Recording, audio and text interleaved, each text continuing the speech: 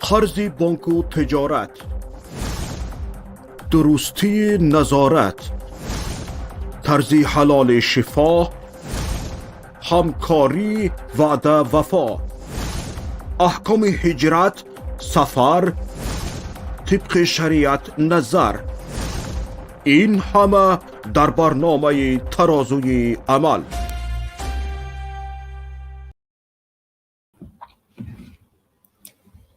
بسم الله الرحمن الرحیم. السلام علیکم و رحمت الله و برکاته. شنوندگان عزیز، امروز با هم درباره نمودهای طلاق صحبت میکنیم. هر روز میشنویم که کسی از همسرش جدا شده است یا شوهر همسرش را در یک بارگی 3 طلاق داده است، یا خیلی زیاد نفرانی هستند که میگویند شوهر من و یا من همسرم را در یک بارگی به 3 بار طلاق گفتم. اکنون یک راه را میخواهم پیدا کنم و یا به من روایت لازم است که برای من اجازه داده شده باشد که من همسر خود را برگردانم. بیایید در این برنامه درباره نمودهای طلاق و پیامبر صلی الله علیه و سلم چگونه همسر خود را طلاق داده بودند و یا اینکه در قرآن کریم دستور ما که قرآن کریم است چگونه طرز طلاق دادن را الله به ما یاد داده است به این نگاه کنیم.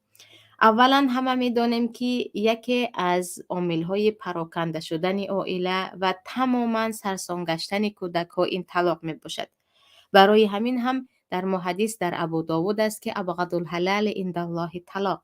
یعنی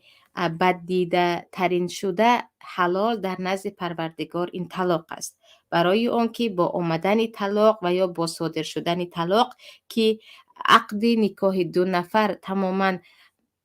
از بین می رود، 2 عائله از هم جدا می شوند و علل خصوص در جامعه تاجیکستان ما 2 عائله دشمن همدیگر می شوند. نه تنها 2 عائله، حتی مادری که فرزندان را گرفته است فرزندان خود را دشمن پدر بزرگ می کند و اگر پدر فرزندان را گرفته باشد فرزندان را بدخواه مادر بزرگ می کند و پس از طلاق گویا که دیگر ما دشمن ابدی همدیگر گشتیم، تماما بدخواه همدیگر میگردیم، در حالی که گاهی می شود که پس از طلاق هم مراسا کرد و زندگی را چگونه که بود دوام داد. برای همین هم طلاق در شریعت اسلام در وقتی به یگان سبب صادر شدن در نزد جمهور علما حرام می باشد، ولیکن گاهی می شود که بدون طلاق هم علاجی نیست و زن و شوهر اگر به طلاق نروند زندگی همدیگر را به جهنم تبدیل می یابند و گویا که آخرین راه حل آنها طلاق می باشد. برای همین هم در شریعت طلاق را پروردگار مشروع و یا جایز کرد، ولی در وقت‌هایی که بدون طلاق دیگر هیچ راهی برای مراسا کردن را پیدا نمی‌کنیم و در قرآن کریم الله میگوید الطلاق مرتان فامساک بمعروف او تسریح باحسان. شمایان برای طلاق دادن 2 شانس دارید. یکمین بار طلاق میدهید، بار دیگر اگر پشیمان شدید می توانید همسر خود را برگردانید. بار دوم هم می توانید اگر باز فهمیدید که نه علاجی نیست که با این زن زندگی را دوام دهید، بار دیگر هم می توانید طلاق دهید. اما اگر بار سوم دیگر طلاق دادید هیچ راهی برای یکجا شدن شما نیست و درباره طلاق خودش جایز بودن در موقع آیت‌های قرآن کریم است و احادیث پیامبر صلی الله علیه و سلم هست و از جمله حدیث مشهوری که عبدالله ابن عمر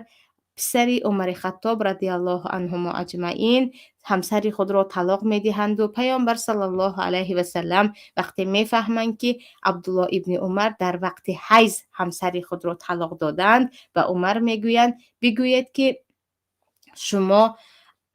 پسر تو همسرش را برگرداند، برای آنکه در وقت حیض طلاق دادن جایز نیست. ولی مشکلی ما در این است که همون گونه‌ای که باید مردها همسر خود را طلاق دهند، که اگر چگونه که حضرت علی رضی الله عنه میگویند اگر مسلمان ها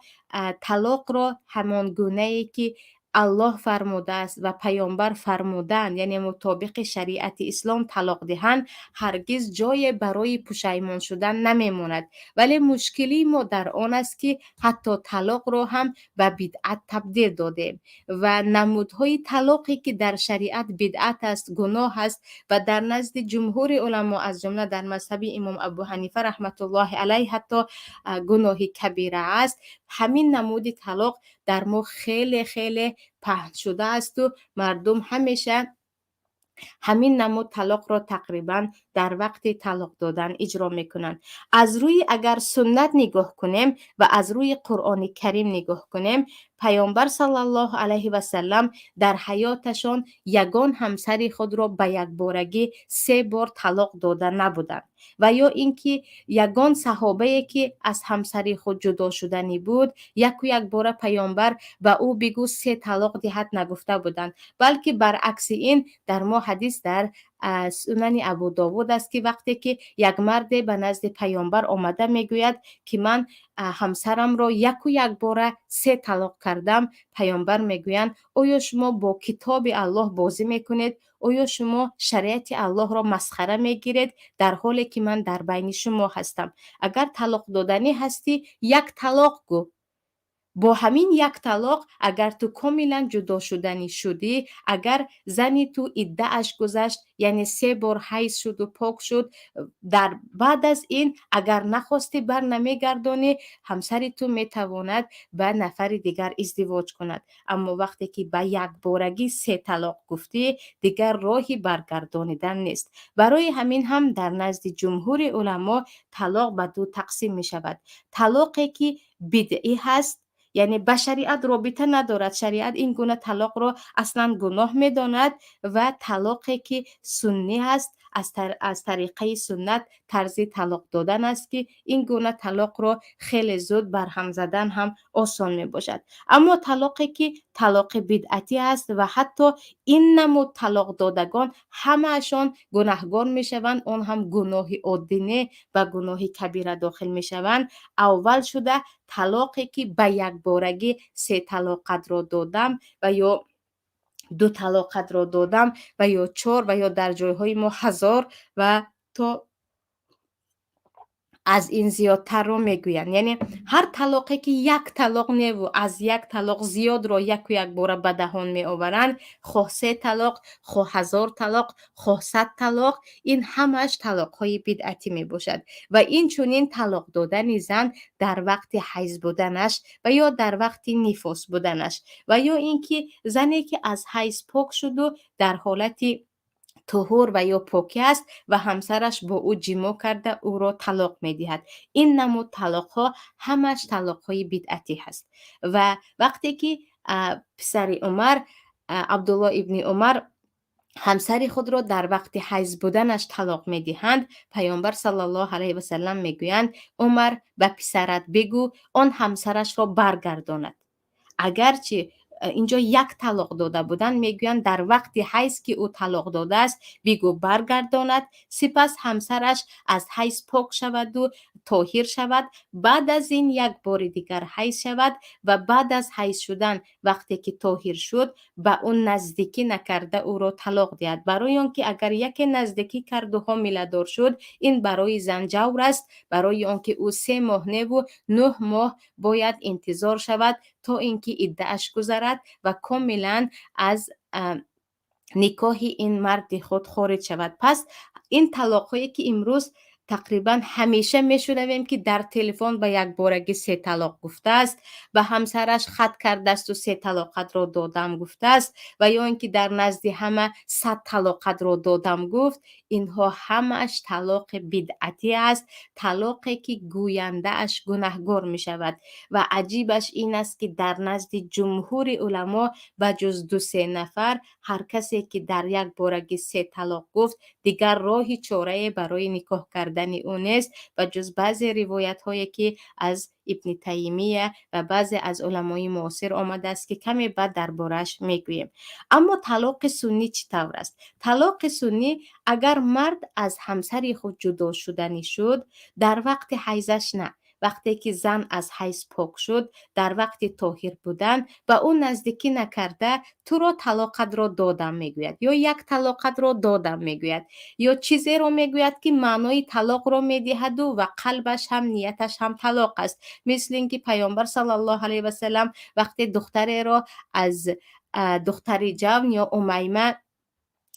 زنی را به نکاح خود گرفته بودند، وقتی میبینند که از شب اول الکی آن زن به پیامبر صلی الله علیه و سلم مناسبت بی‌زیبی دارد و در صحیح بخاری آمده است که گویا که میگوید من شاهزاده هستم و تو چوپان هستی و شاهزاده به چوپان رازگی نمیدهد، یعنی سخنهایی که عموما تحقیر است. پیامبر میگویند به خانواده خود بچسب یا به نزد پدر و مادرت برو، که با همین گپ مقصدشان طلاق بود و او بعد از این به خانواده پدر و مادرش می رود. یعنی حتمی نیست که طلاقت را 100 بار دادم 3 بار دادم شود، با همین که طلاقت را دادم گفت و یا اینکه دیگر من و تو با هم نمیخوریم گفتم مقصد مرد این طلاق بود، الکی طلاق می افتد و این معنایش این است که تا 3 ماه یعنی تا عده‌اش گذشتن این مرد شانس دوم دارد یا حق دارد که اگر پشیمان شد همسر خود را برگرداند، نه در سخن خود باقی ماند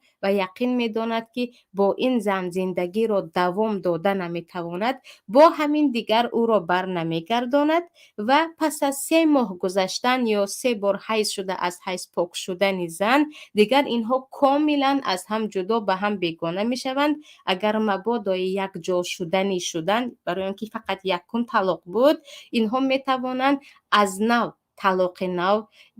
نکاح نو کنند و شاهدان نو باید حاضر شده باشند، زن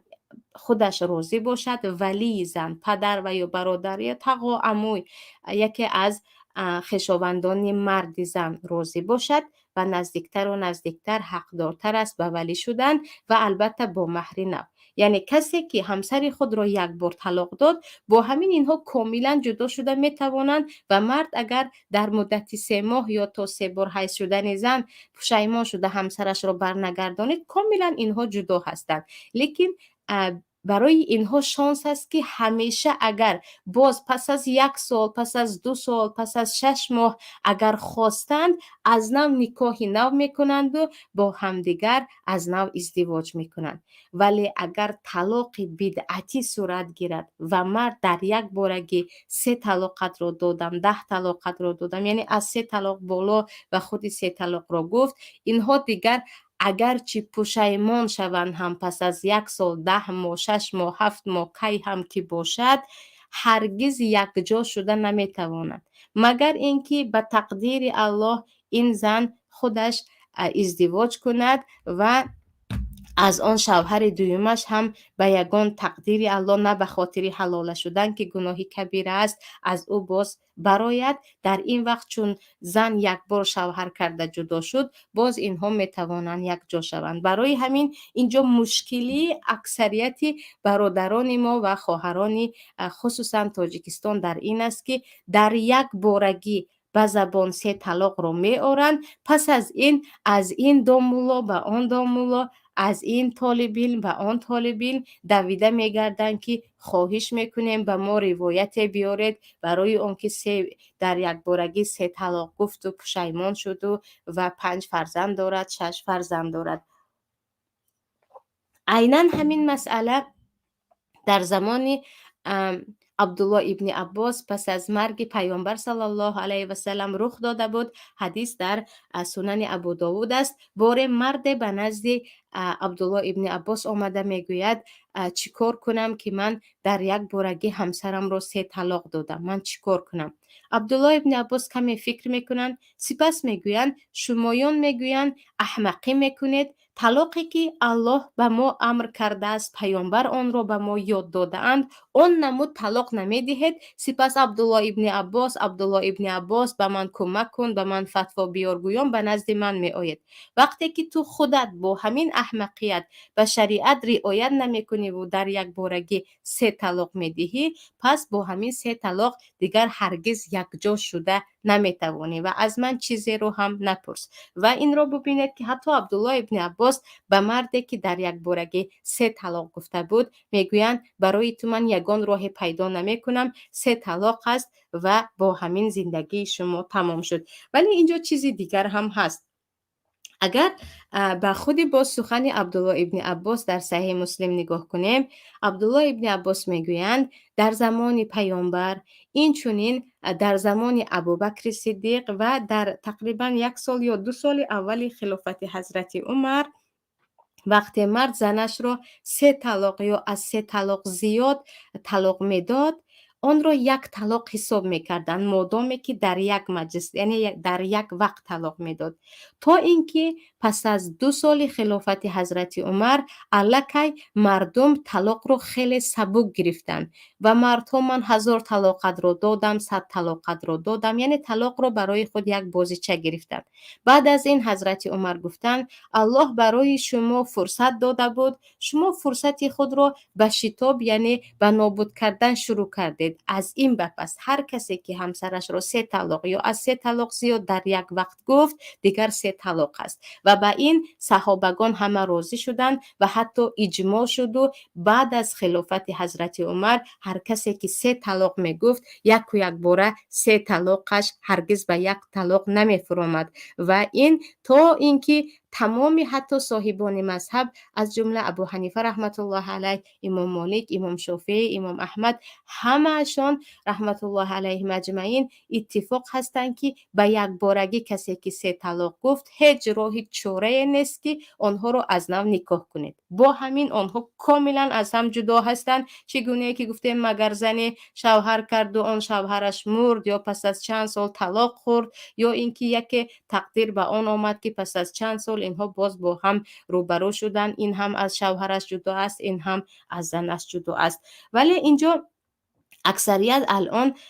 سایت های گوگل هم که پیدا شده است و عجیبش این است که هر کس میخواهد به جای درآید و برای خود مناسب فتوا پیدا کند. بسیاری ها میگویند ما روایتی یافتیم که پس از 3 طلاق دیگر اجازت هم بوده است، اما در حقیقت هم باید این رو گوییم که روایت هست. عیناً خود عبدالله ابن عباس که کسی که 3 طلاق داده آمده فتوا پرسیده بود و گفته بودند که از من فتوا نپرس، وقتی که تو شریعت را رعایت نکردی باز از من چی میخواهی. خودشان در حدیث ابو داود میگویند که رکانه صحابه مرد در زمان پیامبر همسرش رو 3 طلاق داد و خیلی خیلی پشیمان شد و به پیامبر آمده آنقدر پشیمانی خود را اظهار کرد که پیامبر صلی الله علیه و سلم پشیمانی او را دیده گفتند می توانی همسرت را برگردانی برای آنکه آن 3 طلاقت 1 طلاق حساب می شود. انا همین حدیثی عبدالله ابن عباس در ابو داود بوده و این چنین حدیثی که در صحیح مسلم گفتند که در زمان پیامبر و خلافت ابوبکر و صدر خلافت حضرت عمر طلاق 3 طلاق 1 طلاق حساب میشد. این رو گرفته ابن تیمیه و بعضی از علمای کمی دیرتر آمده میگویند در این وقت میبینید که اگر مرد در یک بارگی همسرش رو 3 طلاق داد و در حقیقت خیلی خیلی خیلی پشیمان است مثل رکانه، در این وقت می شود که به او گفت که نه تو می توانی همسرت رو برگردانی. اما او پیش از این هم طلاق داده است و پشیمان هم نیست و از کارش هم خرسنده است. در اینجا نه همان سخن حضرت عمر است و همان سخن عبدالله ابن عباس است و در این باره اگر خطا نکنم در سنن نسائی هم حدیث است که وقتی مرد به نزد پیامبر آمده میگوید که همسرم را 3 طلاق دادم، پیامبر میگویند 3 طلاقت 3 طلاق است، در یک بارگی که داده ای دیگر همسرت را به تو برگردانیده نمی شود. و اینجا بیاید به این از سخنی مبین نگاه کنیم که یا گفتیم قول معتدل نگاه کنیم که اگر کسایی که 3 طلاق دادند و خیلی خیلی پشیمان هستند، در اینجا فقط یک روایتی هست از بعضی از علما، نه از یگان صاحب مذاهب، که اگر خیلی پشیمان هست دیگر به این کار دست دادنی نیست، نمی شود. اما نفرانی که 1 بار طلاق دادند پس از مدت باز 1 بار دیگر طلاق دادن، پس از مدت باز 1 بار دیگر طلاق دادن، یعنی الکی 3 طلاق شد، یعنی جدا جدا 3 طلاق شد. بعد از این بار روایت گفته میگردند، ببخشید که بنده کمی سرماخوردگی هستم و صدایم هم اونقدر خوب نیست و زود در بین صدای من هم قطع می شود. پس اینجا نفرانی که بارها همسر خود را جدا جدا طلاق دادگی هستند، 3 بار، یا مسخره بازی میکنند با طلاق، بعد از این هم از پی مولای هستند که آنها را نکاح کند. این بازی کردن به شریعت الله است و نباید یگان نفر اینها را عقد و نکاح کند. یعنی کسی که 3 بار همسر خود را جدا جدا طلاق داد، هیچ راهی چاره برای او نیست. دیگر اینها هرگز یکجا شده نمیتوانند. اگرچه 1000 مولا و ایشان و دیگر نفران خیلی خیلی دانشمند اینها رو طلاق دهد هم، ببخشید اینها رو نکاح کند هم، دیگر اینها یک جا شدن نمیتوانند و نباید از پی ما رو کسی نکاح کند بگردند. اما نفرانی که یکمین بار 1 بار 3 طلاق گفتن، انا اینجا رو ببینید، اگر این رو هم منصفانه از نظر جمهور علما، تمام صاحبان مذهب و به روایت عبدالله ابن عباس که خودشان این گونه مرد رو هرگز نگفته بودند که پشیمان هستی نکاح میشوی، نگاه کنید به 1 بار نفرانی که 3 طلاق دادن، به آنها هم هیچ راهی چاره نیست. دیگر با همین سخنی گفتهشان نمیتوانند همسر خود را اگرچه 6 و 7 فرزند داشته باشند هم برگردانند. ولی خیلی که گفتیم، نمیدونم از چی چیز باشد که به جای اینکه درباره چگونه طلاق دادن و پیامبر صلی الله علیه و سلم چگونه راه طلاق را آموزانیده بودند، شریعت چی میگوید، در این باره زیادتر مردم معلومات پیدا کنند، پس از 3 بار یا ببخشید پس از در یک بارگی 3 بار طلاق دادن، از پی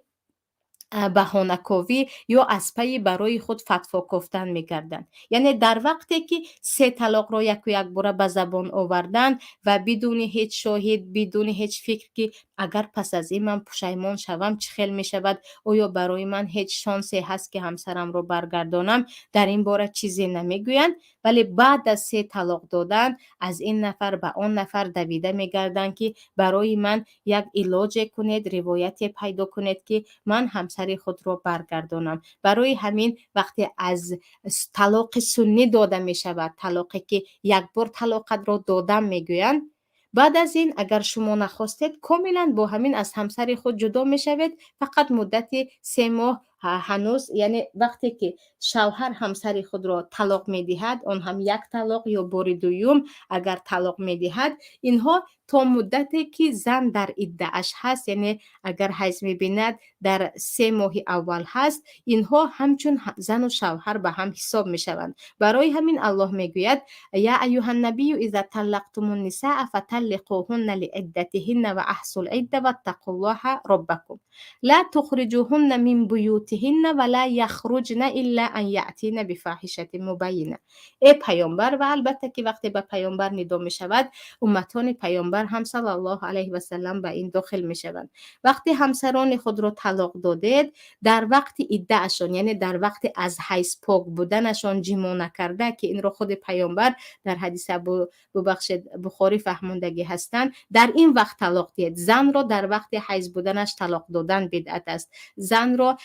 پس از حیضش جما کرده طلاق دادن بدعت است. اما در وقت حامله بودنش هم طلاق دادن جایز است و در وقت اگر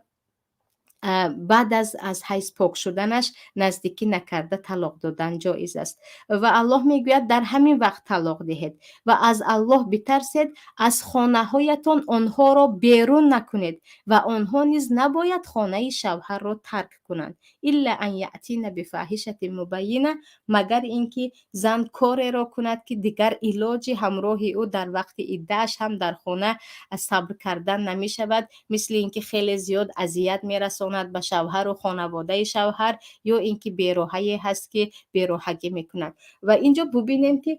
در این آیت اگر به همین آیت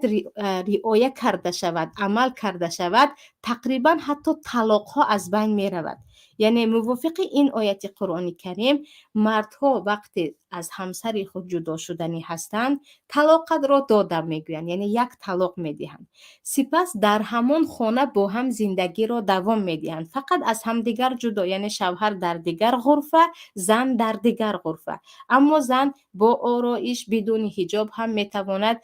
با همسر خود روبرو شود، برای آنکه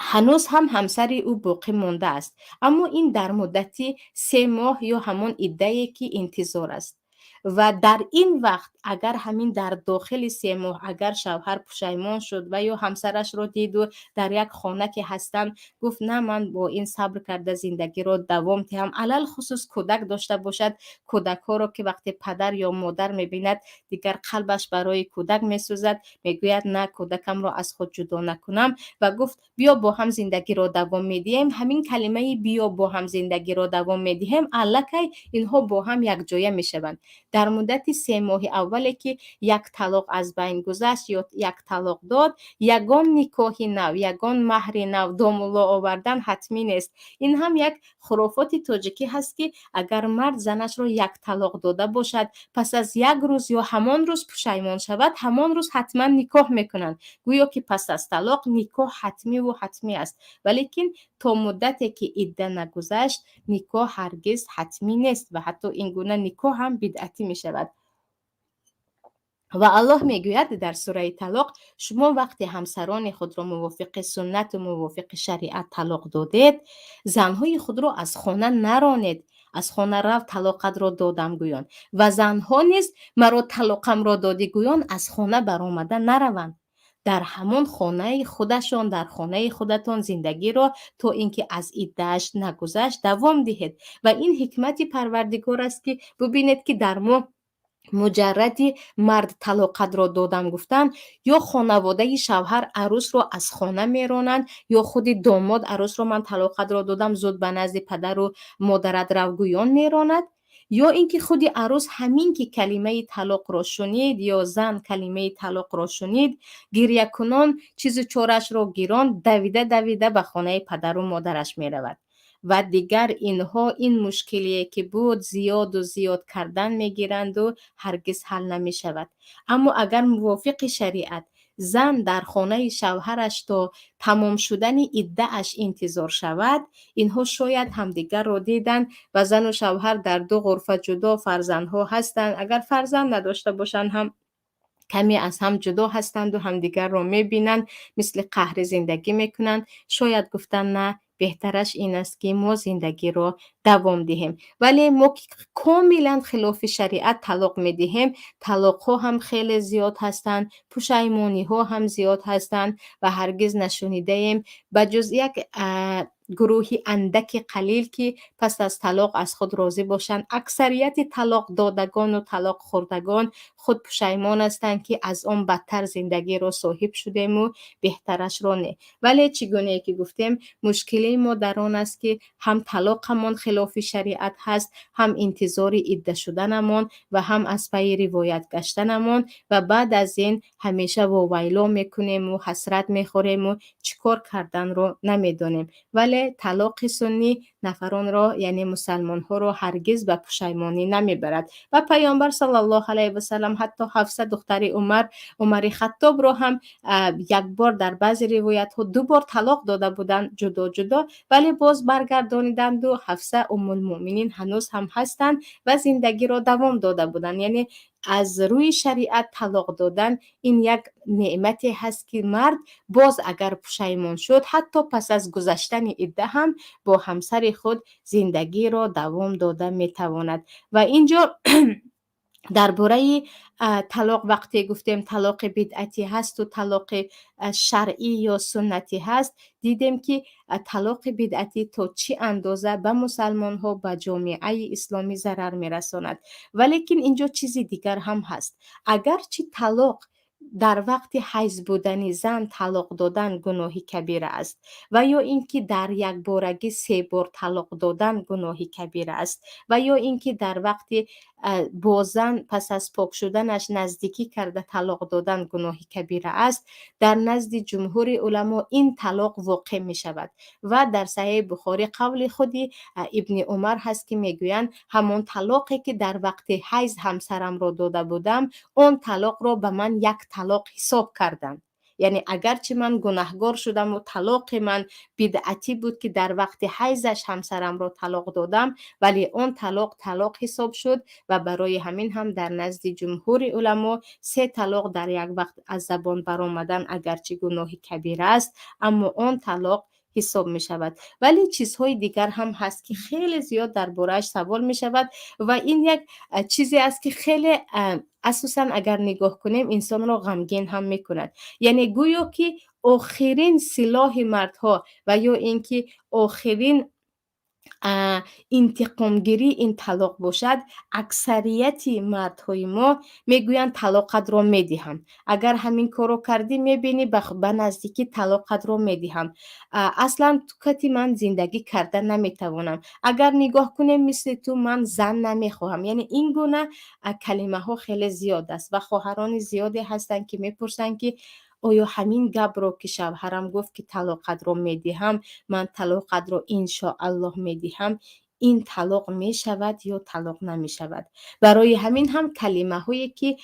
کلمه های طلاق است علما به 2 قسم جدا میکنند. یکی طلاق صراحتاً که صراحتاً با برآمدن همون کلمه از زبان زن دیگر طلاق می شود، مثل اینکه تو به من طلاق هستی، طلاقت رو دادم، من طلاق تو رو دادم، تو زنی مطلقه هستی، یعنی در داخلش کلمه طلاق هست. و دویم نمودش طلاقی که کنایوی هست که لفظ طلاق در داخلش نیست، ولی اینکه همین معنا کتی سخن هست، مثل اینکه من از تو جدا می شوم، تو به من دیگر همسر نیستی، من دیگر با تو زندگی نمی کنم. انا کلمه طلاقی که از زبان برآمد که طلاقت را دادم، تو به من طلاق هستی، یگان دلیل و منطق برای این لازم نیست. با همین زن طلاق می افتد، اگر بار یکم باشد هم طلاق از، دویم باشد هم، ولی چگونه که گفتیم بار یکم و دوم باشد هنوز 3 ماه نگذرد اینها با هم یک جا شده به یگان نکاح نو می توانند. اما کلمه هایی که مثل به خانه پدر و مادرت رو، من دیگر با تو زندگی رو دوام نمیدهم که به طلاق مانندی دارد، انا در اینجا نیت مرد حتمی است. اگر مرد گفت که من مقصدم طلاق نبود، طلاق نمی افتد. برای همین هم پیامبر صلی الله علیه و سلم وقتی دختر جوان رو طلاق دادن، طلاق ندادند و به نزد پدر و مادرت رو گفتن، نیتشان که طلاق بود دیگر طلاق خورد. اما دیگر بعضی از صحابگان که همسر خود را به نزد پدر و مادرت رو گفته بودند و مقصد طلاق نبود، دیگر طلاق نافتیده بود. یعنی کلمه هایی که به طلاق مانندی دارد و لفظ طلاق در داخلش نیست، در اینجا نگاه میکنیم که آیا مرد در اینجا نیتی طلاق دارد یا نه. اگر گفت من با نیتی طلاق گفتم که به خانه پدر و مادرت رو و دیگر نه، آی دیگر با من زندگی نمیکنی، اینجا طلاق است. الکی زن باید عده خود را انتظار شود. اما اگر مرد گفت نه، مقصدی من فقط کمی او را ترسانیدنی بود و به او گفتنی بودم که مدتی از هم جدا زندگی کنیم و باز من با او زندگی را دوام میدهم، انا اینجا طلاق نمی افتد، برای اون که نیتی طلاق نیست. و چیزی دیگری که اینجا در مو هست، چگونه که گفتیم گاهی می شود که طلاق پس از طلاق زن و شوهر با هم یک جا شده می توانند. گاهی می شود که برای زن و شوهر دیگر هیچ راهی نیست که با هم یک جای شوند، برای آنکه الکی طلاق بین آنها یکی از طلاق‌های بزرگ مثل کوه هست که بین زن و شوهر می ایستد و آنها را با هم یک جا کردن نمی تواند. اما بعضی نمودی طلاق هست که پس از آن طلاق زن و شوهر گاهی با نکاح نو، گاهی به نکاح هم حتی می توانند که انشاءالله در این باره در برنامه آینده ترازوی عمل صحبت میکنیم. و این چنین مسئله های دیگری هست مثل اینکه قسم خوردن به طلاق، مجبوری طلاق دادن، در وقت مستی طلاق دادن، در وقت ترس از حد زیاد، غضب از حد زیاد طلاق دادن. این موضوع ها رو انشاءالله یک به یک گرفته می رویم. تا آن وقت کسی شتاب نکند که همسر خود را طلاق دهد و اگر هم چاره جز طلاق نیست بیاید به سنت و به شریعت برگردیم که طلاقی که از روی شریعت داده می شود گوینده اش پشیمان نمی شود و راه مخرج و راه چاره برای او وجود دارد. تا برنامه های دیگر در پناه الله باشید، از پی خودتان باشید. السلام علیکم و رحمت الله و برکاته. قرض بانک و تجارت، درستی نظارت، طرز حلال شفا، همکاری وعده وفا، احکام هجرت، سفر، طبق شریعت نظر، این همه در برنامه ترازوی عمل. هر هفته روز دوشنبه ساعت 16 به وقت مسکو و ساعت 18 به وقت دوشنبه در کانال یوتیوبی پیام تیوی